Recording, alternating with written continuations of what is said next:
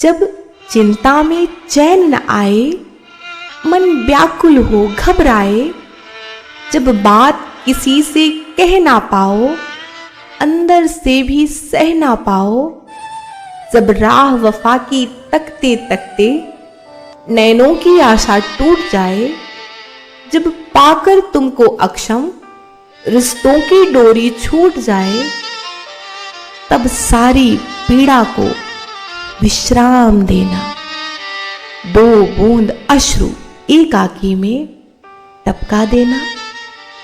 जब बातों को तुम पी जाओ, अपमानित होकर जी जाओ, अंदर से टूट रहे हो, मुख से शब्द न फूट रहे हो, तब सारी पीड़ा को विश्राम देना।